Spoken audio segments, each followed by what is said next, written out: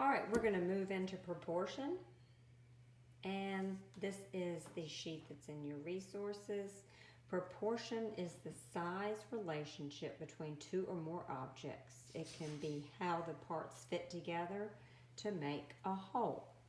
So we have scale, proportions of the head, exaggeration, giant thumb.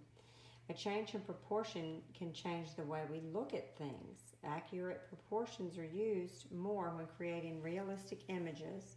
Distorted proportions are used more for cartoon and imagery images or emphasis. Okay, so this sheet is going to be there for you, and we're going to look at proportions of the head in this unit. I saved some portraits from previous years, and I think these are absolutely amazing. And these students have never done a portrait before. And all with these videos that we're getting ready to use, and that looks just like him. Look at that one. Look at those eyes. Amazing. I love the way Paige did her hair and her nose. Oh, this young lady. I have some of her art hanging on my walls. That's Frankie. That's absolutely, look at the hairline up here, and we're going to look at all of that. That is amazing. Look at, you can see the wisp of hair. Oh, that's a great one too. Oh my goodness. This is just amazing. These are all so amazing. Look at that. Absolutely fantastic. So, using the videos that we're going to use to draw eyes and nose and mouth. Oh, we're going to just do so much wonderful portrait work. So let's get our supplies. You'll need your sketchbook. You will need a pencil. You will need an eraser.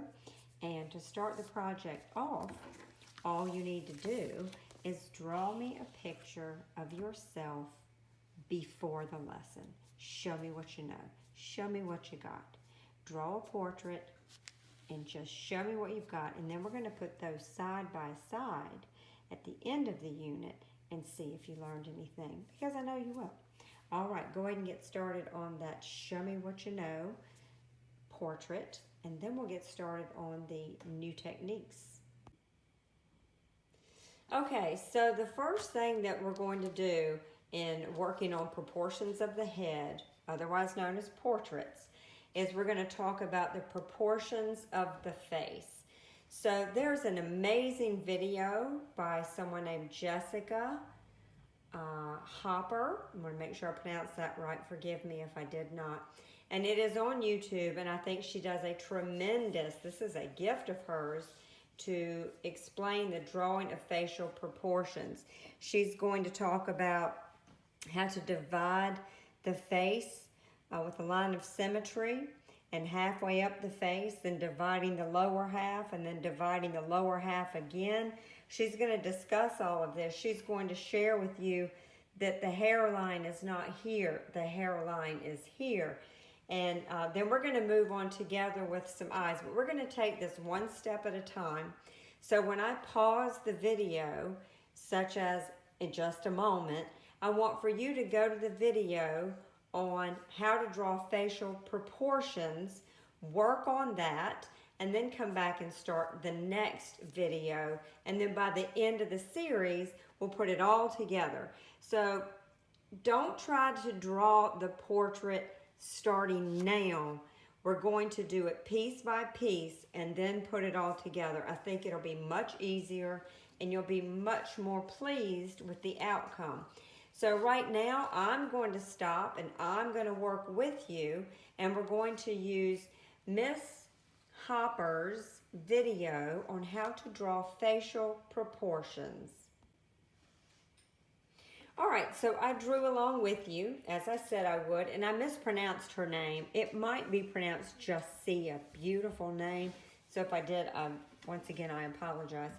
So anyway, mine is very rough. My ears are not the same size. I have a lot of work to do, but this was just for the proportions of the face. Now, she also has a wonderful video on how to draw eyes. And then I found another video from a drawing academy. So we're going to use both of those videos because you can never practice too much. I am going to ask for you, remember we talked about in variety, creating variety of eyes, a variety of noses, a variety of mouths. So what I want for you to do is I want you to practice these videos several times.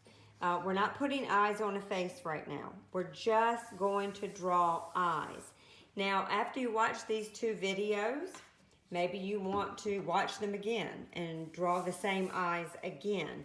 Maybe you want to go on Google and look for some step-by-step how to draw eyes. And this one even has drawing them at the same time. So there's all kinds of resources, and I'll see what I can pull. But on your next sheet, I want for it just to be eyes. Please don't turn in just 2 eyes. Practice. The only way we're going to get any better at our drawing is if we practice. So I'm going to stop my video. I'm going to do the 2 videos with you, and then I'll come back and show you what my practice eyes look like. Ooh, I like those videos. One of the things that I do recommend is a Q-tip so you don't mess up your fingers, because then everywhere you touch is going to have that on it. But I love the way that she showed how to bring some of just the dirty and create the illusion of a nose. Love that. These artists are absolutely amazing. Absolutely amazing. I'd never done this until a couple years ago. The other thing that I really do like is this. I'm just going to pretend like that's an eye. Okay, drawing lightly. The way the eyelashes are done, and let's say this is the corner, it's like a flick, flick, flick, flick, flick, flick, flick. Okay, just little flicks. And boys, you have eyebrows and eyelashes as well. So don't think that they need to be negated or left off of your eyes, because you do have them. In fact, I did not put any lower ones down here. No wonder that one looks scary. So anyway, as I was saying, several eyes on one page. Several. The sheet that I have here does them both at the same time, which is really helpful. So I will have that for you. Okay, the next thing we're going to do is put this aside, and we're going to do noses. Now, once again, I want to remind you, I'm writing down any videos I use in the corner of my page so I have something to go back to. Pardon me.